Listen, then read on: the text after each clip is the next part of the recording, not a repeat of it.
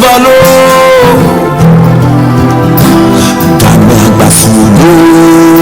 On doit se lever pour la victoire. Menagame Agbasolo. On doit se lever pour la vérité. Game Agbasolo. On doit se lever pour le changement. Game Agbasolo. On doit se lever pour la paix. Pour la paix. On doit se lever pour l'égalité. Oh, oh, oh, oh. Et on doit se lever pour libérer.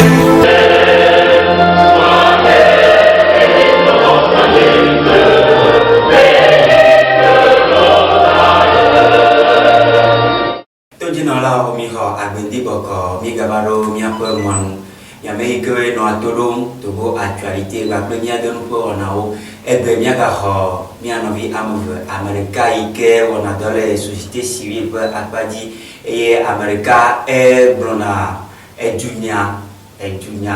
programme to le ka onye ejitere jiduanti elabe ejidu amele e do aplonio que Amérique mi fofo Cyril Nkoulou m'appelait mi fofo Thomas nous soupé mi fofo Cyril mi doit bendi bokora we mi wa bendi na on doit chan doit bendi na mi pepe kene le premier le kaka nkoda ti je bendi na mi be egbeni le tutu bank bi fa mi be mo di to gba charité be mo di ne ya so de mi j'avais mon popo, je suis dit, j'avais mon popo loabo, na me kiwe la soke les premiers lots. Comme toi, vraiment, il y a fou grand, il y avait moi parti politique, mais tata beaucoup de temps, après tout le monde se croit qu'il m'a publié et moi dit, gapopo ya bien. Après tout le monde se croit mi doble. Ah non, mais Tesco mi ho benawe, mais comme il y a botol fond que il y a le tout karaji. Na cham ya wale ji Après, et bah mi de quand vous mi avoir des manettes au bovio, de Georginami. Bah mi to mi avait to go à charité a dit, mi a double to bovio, pour le hia ko on a pas tame, ni le double à mechame. C'est vrai que mi que minia et junia mechame ko blonné. Et que mi chaminia ko yomia milagro to colase. Et à mon ko le pomia ni ebele ochona sabakwe ni milagwa tewa na yiro e mo anukia pasokwe nami ni mia tutoboa ile no bisi lele melo mido ape mia fofo Cyril Nkoulou mia no be gapo ke be milele togo be juamea e wosi ebe togo vio mbale so de le mene e tunya gbongbon bo na be e tude mene e juame vio o wa de bebe et du Niago Broma, il y a que les sociétés civiles, mais il y a bon du poids, Benova, mais il y a les Togo et Juamare, il y a les sociétés civiles, mais les Kémiléo, à Pawangodiro, les Togo Vioa et Sénel. Bita appelé les Biobia, les Nimazon, to et moi Ménédio, les Niazon, et moi le Kadi, et Mali, à nous qualifier mondial, il y a quoi de décider. Mabe l'Afrique a l'okulé les Togoa et nous couillons tututua et tonne disso et tu me vieux tutudo dit et tu me vieux tutudoa moulé et moi yovo be school kolai la au diplôme que ton moi et tu me vieux tutudo et tu me vieux tutudo sodo allez yabe mon popo yabe tabe susu de ki yabe du mono nya lolondo bobuto do nya nonti asiro no vioti et tu dodo punti et donda si que temo do la petuonti allez né o la solo la petuo et ton et nous qui ouais enyi ndeke enyi et tutu ban no wa tutua agbeto tutu ban lo ki ta agbeto tutu donc on a agbeto ko do tutu ye wa be tabome et qui sinon les tabou menawa ou la pomme qui sinon moi au dîner d'accord ou on a mis qui ne la tutoie les nuits tombés les d'abeni mais là tu devais les servir là tu entends bien quoi Pour prendre la première nouvelle Togo, il y a des parti politique ou autre président. Autre président. Il y a un mec qui veut les Kenya pour mais autre capable de vivre. Donc il tient avec eux. Autant non, des nommés, nous les Junior Brohari, mais un mec qui est talent Junior Brohari, un mémoire long, quoi, c'est marron né. Et Junior Brohari, comme on est, né, Wabe, et moi, et Manuebe, Manuebe Seo, Manuebe Gatfou, moi, au-delà non. Au-delà non, c'est des prises maintenant, à nous, c'est des. Et je vois, manipulation, hypnotise. Et nous avons ami qui est junior, bon, avion, qui est hamera. Et Wabe Souswa, et te peux le cas pour la non-pas. Te peux le cas pour la non-pas. Et moi, on a bébé, et on a bébé, et tu me vieux, à Wabe Junior, pour vieux, c'est qu'on et doit s'y ressort. Et nous, tu n'as pas le donc, on sonne les à mettre les juniors pour l'habitat, à l'autre junior pour l'hawa, et il y a qui doit s'y ressort, donc, et moi, pour la probée, non, mais on va donner junior pour l'hawa que les doigts bien. Et on va nous lancer bébé, comme un tintin, si bébé, et moi, et adversaire, rivalité, mais brûlé, de on en a. Alors que bébé, et nous, on va jouer. Et tu vois les deux bébés nommés ni et mise non mais mon tata nyoma dit là tu me fais au t'abonner et tu me fais décès de la scène qui remet et tu n'y dois s'y ensemble il y a deux longs nez du fou nous la pobe nommé à bétobe qui sinon qui est une béton qui m'a ou mimi naturel là ou la pobe qui est tortue à bloha il y a nous qui là dans tous les mêmes nommé sousouye yo na me ya fait béa ni bébé sousouva be obi nommé sousouye avec qui les sina joya ni au préto on a chance de les ballons joya et soit me ya tala be oja et sousouye ya tourner ici sousouye ya tourner ici donc on a pobe ya be ya me ya tala sousouye non funia on a pobe tu me fio on bani prise nana joya pour hao voici fia et nous qui donnons dans bois et ni sousouye qui on est la côté bien il se souvient de Kiato, donc avec les juniors pour la tité, mais nous se souvenons à moi pour gober parce que les juniors pour la mais quoi, et pour la tarot, voilà, et là pour les sous-sous, il y a la donne de tout dit. Donc à sous-sous qui la donne, tu vas dire, et d'où la colonne. Voilà, pour autant, on avait maté dans les haram, voilà, et là, tu vas d'accord, sous-sous les qui n'est pas américain, type pays, voilà, sous-sous les d'accord, lui, les rendez d'accord, et là, tu es d'accord, sous-sous, voilà, et les américains, et on a bien nommé, un coï, Didi. Voilà, nous on va nous les bonnes filles. Et nous la pop nommé et aux émilos non les bélos les juniors blancs, les juniors filles les tombés avec aux politiques avec n'avait dit qu'on a une maladie et donc là les biens de roi et associés que les doigts dire mais dans les dilons qui tient d'abord on me dit la date du jour. Donc à de deux ya des bébés qui n'en avaient et tu me fais nous décourager. Bébé on va que nous voir et les filles non comme ça là il y a pas quand on a ni d'arrêt. Donc nous qui et ni et moi, d'abord ma corps, et nous, qui maintenant mis la tête de son corps. Et les défis, même l'eau, t'entends, qui t'enami, les miens t'aiment ça, doit. Et du coup, les serres des basses, il faut voir, et c'est là, avec qui est du lait, encore, mais. Avec qui est du lait, du galois. Et là, on a mis à ce peuple, il y a un peuple roissier, c'est un grand peuple. Donc, il tient un peu à Pétoc, où les joueurs, mais on va bien taboua, et c'est bien, il est tout maintenant. Et nous qui les tout maintenant, on a des nations là, il y a des qui ont des toits des gens encore. On a des toits des gens, allez les toits mais nous avons silélé, nous avons lolo, nous avons boubou, et que ton, nous y aïe, nous gâte et tout souvent, alors nous y quoi, batabola de tout au quoi, ah où tu me vis quoi, tout fato, alors ballot, et nous on dit qu'on nous qui les domine si encore. Ah, peut-être que nous sommes et bien, nous avons que les étiquettes du na,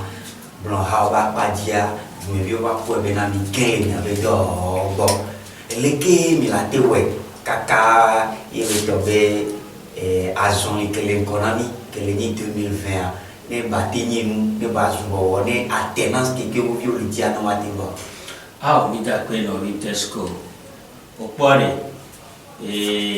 mose nyake ye mi ano mi serino kunu e bloc kaka bayi ebe nyamugro ebe nyajo voa ne ka ke mirora do jesia ele nyibe togo enyi edude le lokwesi nuku amole ole tume bele soa no so ba togo ya e amazon na kele Togo a entendu politique on a nouveau. Mais quoi, même les démocraties, mais les Togo, dictature modernisée, et même les Togo. Et nous, quand on produit au Sofian, du me viwa et du me viwa les gens, les doigts, mais les pas. Et il y a du planteur et notre me vaille. Et il y a mes noubé ou un abbé Nassimbe Yadema. À moi, produit à Bobori et Pepla Tombo Eni. La moi, du peuple, mais à mi parler que nous, animation, notre doigt me vaille. Au sort, et à Pétor Nassimbe Yadema, Shawo et Maou, yo subonne.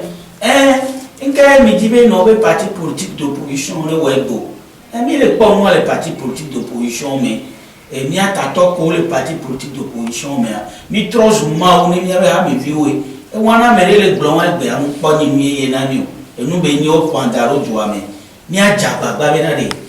Dictature modernisée, mais qu'on soit mis sur deux arrêts. Ni à tout le monde. Ni à une démocratie. Démocratie a mis les mères. Nous avons quelqu'un qui a mis les blancs. Ola nimuko ola pas solution na nkele nimu nous les partis politiques mais on y tâtonne les partis politiques nous là des gbe partis politiques à la fondé alors nous là des gbe ha me vi ola fondé ha me vi obe mu ko odoa e ola we ne mu nyocha ola we ne mi be pom gbegbe le modia ola be yo edu e no ola gba no mbo do me no mi la gba jerero wale be tobe no bo be ha me vi odo no wọ́n wò ye kìíní tàtọ́ eke ya ẹ̀dọ́wà làwà n'o eke ọ̀dọ́wà ní ọ̀bẹ jànyẹ́ àmì bí ọ̀la tọ́lẹ̀ ńgbọ́dọ̀ mi náà parce que ọ̀la gbọ̀lọ̀ bí yóò gbọ̀lọ̀ náà sábẹ́ wọ̀lẹ́kẹ́ parce que o sọ̀ha sọ̀tọ̀ iná tí o lè wọ̀ ní kejìló wa démocratie mais mi la nọ̀ le Togo ye miawo kékeré mià nọ̀ bí siri lè gbọ̀lọ̀ mi la kọ́ta ne wà ní mià trọ́ va 2020 bá kọ́ kelen kọ́ gbé gbọ̀nà bẹ́ẹ̀ nyà yóò lè bí ọ mià mià gbọ̀lọ̀ náà gbogbo bẹ́ẹ̀ Togo violo la blalidi zereka kaka mandre e gon be akoke gbana 2020 mi be du ploto fo nya singbe ndoda gba ile ke ba ko e opposition mea America ne be va me be no bobe du ploto fo nya singbe be ndoda ipo ya oru ave so America nkenti mi le glo wa so America e no le ni be no bobe amiani mi ya ko kudo ya de ko be finami mi bona ba fana vi bo fini e ameke la no ngodo mena mi la kodo mi enche mi aho jirudua ni npono wa egbe ya ni le globo Togo vi obe o le ji trotro amere chane ba klodua ni wa kwara benari e cha wa mi ro alo we bara Togo vi o le ji trotro re nta o ye mi amoko le junya Abraham opposition ba pajiare mi ma wo ro de bi no go trotro ke ju bi o le ji ya mi aso na wa nous avons dit que nous avons le bloc d'action pour le changement. Mais le problème, je ne sais pas si fonds de 2020. Je ne sais pas si les médias de robots. Je ne sais pas si les médias présidentiels. Je ne sais pas si les médias de robots. Parce que nous avons mis le bloc. Nous avons dit que les Togoadis, nous avons mis la politique qui a kachali. Nous avons dit que et puis le cas, et puis après le cas, le facile la ne va dire mais nya gloria e poto lo do le doaji nya gloria globe fo la ba produire ni ko fo le produire nya gloria globe si va ni soli pi au feu et la produire e ple e ke globe nya sigbe ya de malava e va ni ko mo keke e gbe nya gloria ke le globe fo nya sigbe no be e la ba produire u towa allo si bele ke to produire la ko parce que du ya mu du wi be ni e tu ki meye maun nani les bonbons mais les souvent pas dire on va pas dire mon jure pepe mais moi on a ni les tout de mais les suku on va pas dire maou de tuya Togo tuya maou de et so son et du côté on met bonbon non et mi kona et do me bonbon nsu wale Togo bonbon suku bonbon non we nani et tu blobe maou nani ro tuaji et yemi ro la jababa be no be mi maou je nyawa mi ro la we et que nous sommes avec des choses d'arôme TP et même les sous-bois maoulés que les géo mais les sous-bois béton pour mau TP et naïe aya douar les sonami les mitrop baba mau et le lodji les mi reconnaître be fofo si nous sommes et mi font chaque mi les tiranes mais fofo si nous sene on sait que le fofo aussi a fofo la de pour le 2020 et na emi le globo be abo ti po ba gomo nous que les judge 2020 mais ça mené son coup d'arrêt ne va pas ah peut-être Cyril nous prenons on va trop le bon bio be orion de mandat social après toi Fona Simbe qui veut choisir PA 2015 mais be PA maintenant que là non connaît mandat social de l'année Fona Simbe mandat elle y a beaucoup le trido bébé mandat social que Fona Simbe le yoare ni ami quoi bena et wo mandat social mo petit doit il y a habituellement Tesco nyani unu mo chambe et moi qui me dis toi ni anu kwali de mo e comme un cœur e comme be oko non mais afro de ko emi video au do que ne yo vo do susunamia au que yo vo do susunamia endoctrinement ko na mérita e be non mais emi le no kene ni ba jagoba a wo bien soumianto nyoro kontio e ni ya disibia ko if ya mi ado jesi nke we ni ku hele mi on to mi ame if ya ku he nke we ni ku hele mi on to mi ame ye ni ku he ni mi tu no no me bi de ka o mi ya no ku bi london bu do mi ro kuntia mi li no dia bi o mi pe do awu ke yo vo do susu na mi ade ke de o gbe wona do ko e ko mi va so mi va drona mi le copy choro bi drone wa la sue aso tala ni pe Mouni mandat béni mandat social béni mais il est question d'idéal et que mindo idéal de peu idéal il y a que ma blende il y a avec des mélos et que et non mais ni be no be et si be tadiro mindo d'abord il y a pas be avec non be tadiro il y a be ka be tu non be tadiro Nyabe dulolo be tadiro nyaba zoli be tadiro imdo donc ani pour bois ni les tous sur vos bords sur les talents et nous et du bloc et alors nous n'avons pas joie pour y faveur et ne et nous et on a pas mandat social de nyawa au moins c'est nous les vos bords yo vont toi et mon tour le nao donc il tient à me dire étudia et les joadia et les joadina et tu me fais donc à l'époque que beloa pour y faveur venir si disizier qu'on va et tout le long avec les femmes à une étudia et tout le long avec bonbon que les meilleurs et les nez si dit et moi t'as dit non kodo idéal kodo d'abord et nous sommes fidèles mais nous sommes idéalement et nous et be boboumi donc à elle n'a be et tu as be pour gloire et là nous ina et tu me vieux pas tabiona et là nous ina et nous et tu as be encore donc à moni et moi faveur bénio il me tombe là non pas les tu as be amédo là non et nous tu as pas doa et wa bois et wa be comme et là ni si be ti tombe tepe ola non wa be do pe ala ni e ti tombe tepe fa me do la nania ola non me ya siga me la pora baba me nyo mo no na no sa be lu no baba tompa e si mo mo e me no na yi ko me na pora e si mo na mo la le si ko la to si mo me ba e mo de nene ye ameo que oui na étudia ola bon pas be si bébé ou leur faveur be non tout simplement be no be on peut les signes qui comme une côté des pour une côté vision et une côté des pour vision be ne comme les tabou mais là vision be ne comme les tabou mais vision be ne les tabou mais là la seconde be no be et toi ni na tu me vis ici à payer ye autour toi de façon harmonieuse au moins nani la bénobé au dos mon le ministre de aba godi ba komé alors on dit la connaît mais l'on qui tient ministre de le fond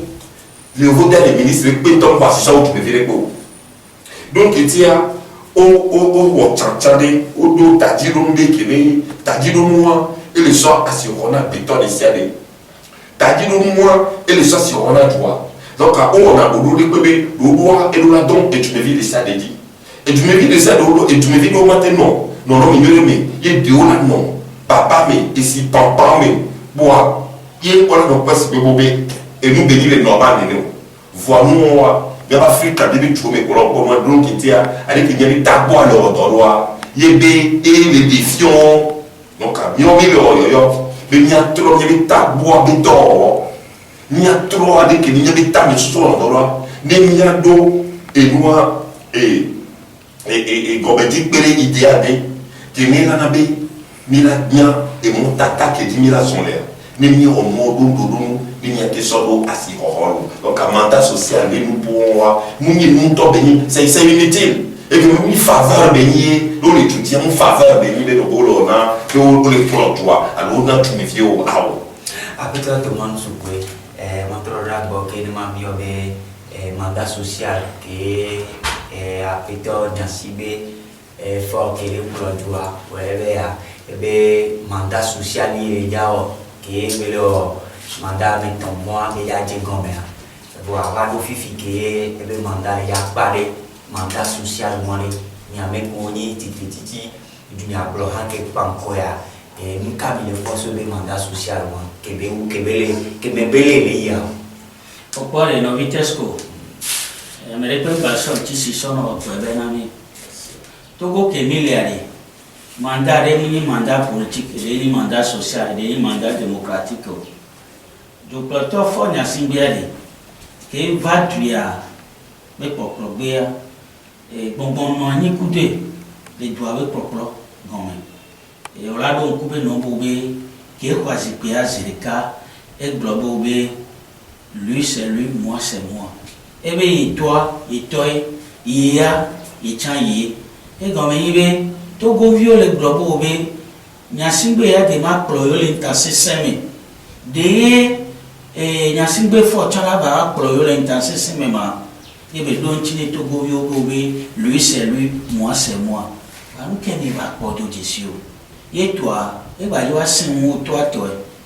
ta gome be du poplo ye la va me be no bobe o la ba no do ni kone mandat be ni mandat social en 2005 va 2010 on doit ni connaître mandat so 2010 va 2015 arrêt on doit ni connaître mandat et bien 2015 va 2020 on va le donner connaître ni mandat social est bien no bo venir o le nou ne mandat wa a bien se au premier temps on est trop essayer ne ya bayi et puis a me okia